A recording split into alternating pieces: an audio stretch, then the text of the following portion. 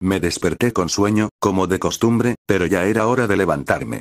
Saludé a mi pequeño cactus, como lo hacía todas las mañanas. Sin embargo, esta vez fue él quien me terminó de despertar cuando sus espinas se incrustaron en mi mano al acariciarlo. Dolía un poco, pero nada fuera de lo normal. Me levanté, me aseé y me vestí. No esperaba que fuera un día distinto a los demás. Me senté en mi pupitre y esperé a que las clases transcurrieran con la misma monotonía de siempre. La verdad es que ya sabía todo lo que se enseñaba. Había cursado la preparatoria en mi vida pasada, así que mis días escolares se resumían en pensar, y, si quedaba algo de tiempo, pensar un poco más. Una rutina que había mantenido desde que llegué a este mundo. No recuerdo nada de mi vida anterior, salvo el hecho de que existió, y algunos datos empíricos sin conexión emocional. Nací huérfano en un orfanato. Por alguna razón, mi madre, en sus últimos deseos, insistió en que no me llevaran a la escuela. Pero, como podrán imaginar por mi situación actual, las monjas no tomaron muy en serio esa petición. Tampoco las culpo. El gobierno era insistente en que ningún joven debía quedarse sin educación, sin importar las circunstancias. Nakamura, Okotsu. Presten atención. Este será su último llamado. La próxima vez, serán enviados a la dirección, gruñó el profesor, visiblemente molesto. Lo siento, profesor Yoshida, respondió con timidez el chico conocido como Yuta Okotsu. Yo solo asentí perezosamente. A pesar del enfado del maestro, era consciente de que no podía decir mucho más. Era un buen estudiante, después de todo. ¿Desde cuándo estar tranquilo es una falta? Yuta Okotsu.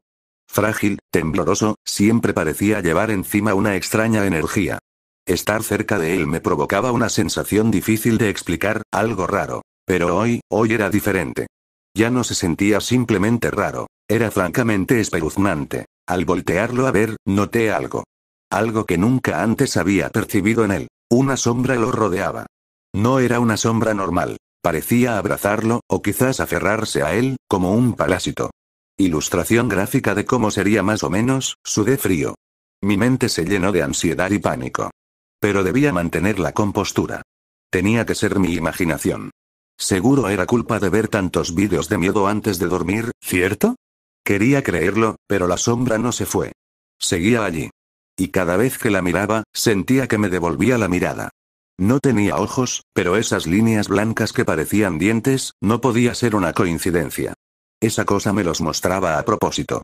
Apenas sonó la campana, salí corriendo del aula. No esperé ni un segundo. Al salir del edificio, tomé una bocanada de aire como si me hubiese estado ahogando, y solté un suspiro que ni siquiera sabía que había estado reprimiendo. Mi corazón latía como si acabara de correr un maratón. ¿Por qué era el único que se daba cuenta de que había algo raro en ese chico? ¿Por qué nadie más parecía notarlo? No quise seguir pensando en ello. Solo recordarlo me revolvía el estómago. Tomé el camino hacia casa. El gobierno había decidido darme un lugar propio al notar que ya era demasiado mayor para seguir en el orfanato. Me asignaron un departamento a nombre de mis padres y me otorgaron acceso al fideicomiso que habían dejado para mí. No era una fortuna, pero sí lo suficiente como para vivir bien, incluso darme uno que otro lujo. Tenía libertad, pero no independencia. Cada fin de mes, un empleado del gobierno venía a evaluar mi situación. Siempre con una sonrisa fingida y un portapapeles en la mano. Una molestia, pero soportable. Mientras viajaba en el metro, divagando sobre la inmortalidad del cangrejo, vi algo que me hizo congelarme. Una criatura espantosa. No era como la sombra de Yuta, pero irradiaba la misma energía, aunque más débil, menos densa.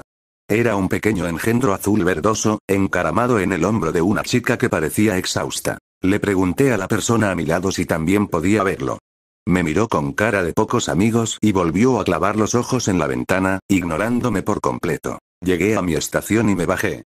Aún debía caminar unas cuadras hasta llegar a casa. En el camino, pasé por un parque donde varios niños jugaban. Cerca de ellos, arrastrándose entre los árboles, había otra de esas criaturas. Parecía un gusano morado gigante, pegajoso, deformado, casi irreal. Saqué el celular y le tomé una foto. Quizás, con suerte, alguien más podría verlo también. Corrí de inmediato. En cuanto disparé la cámara, la criatura volteó a verme y esbozó una sonrisa tan perturbadora que un escalofrío me recorrió la espalda.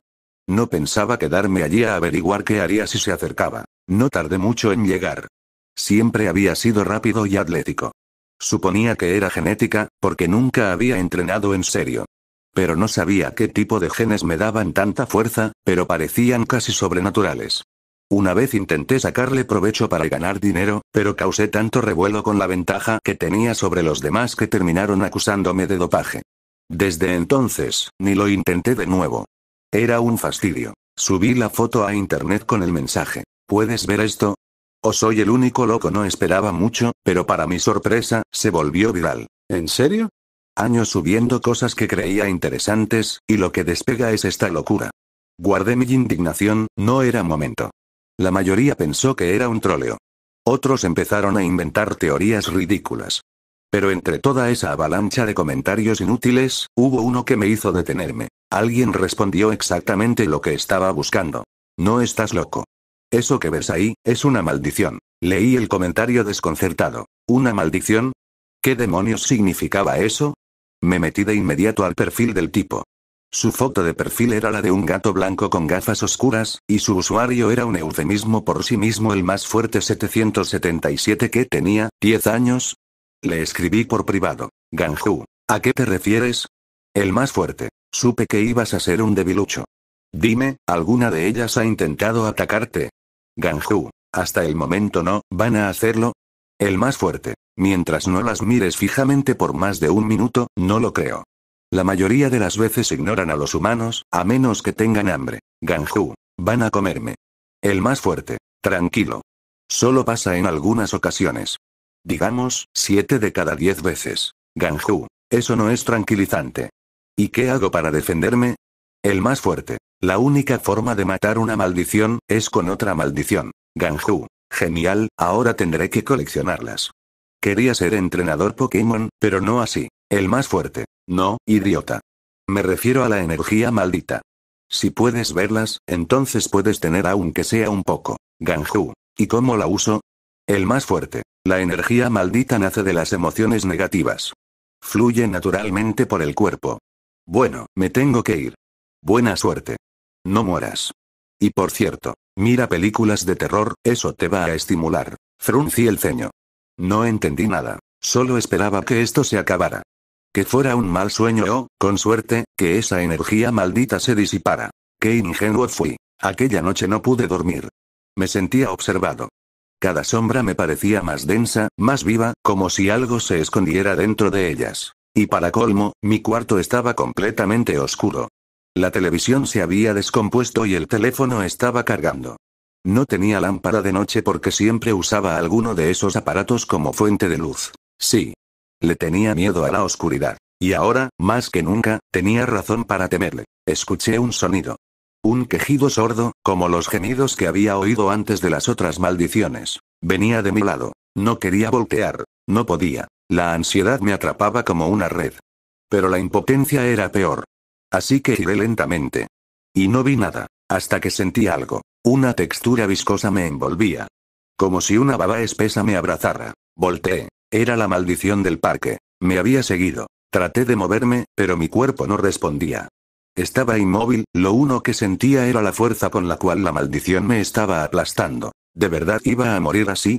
¿Tan simple? ¿Otra vez? ¿Otra vida desperdiciada? ¡No! No esta vez. No otra vez. Algo dentro de mí se encendió. Una llama. Una furia. Usé toda mi fuerza sin contenerme, esto ya no era una pelea de boxeo contra un débil humano, esto era una cosa de vida o muerte. Y entonces sucedió. La criatura estalló. Literalmente. Como si algo en mí hubiera explotado desde adentro. Me sentí eufórico. Lleno de una energía salvaje, desconocida. La maldición no había muerto. Se estaba reformando. Pero esta vez, yo no pensaba dejarla terminar. Me lancé contra ella sin un ápice de piedad. Solo había un pensamiento en mi mente. Esta cosa quería matarme. No dudé. No escapé. No razoné. Solo actué. Furia. Euforía. Golpe tras golpe, sin descanso.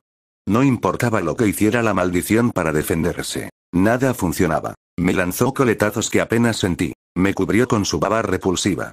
No me importó. Me envolvía, me apretaba, pero yo seguía golpeando. Una y otra vez.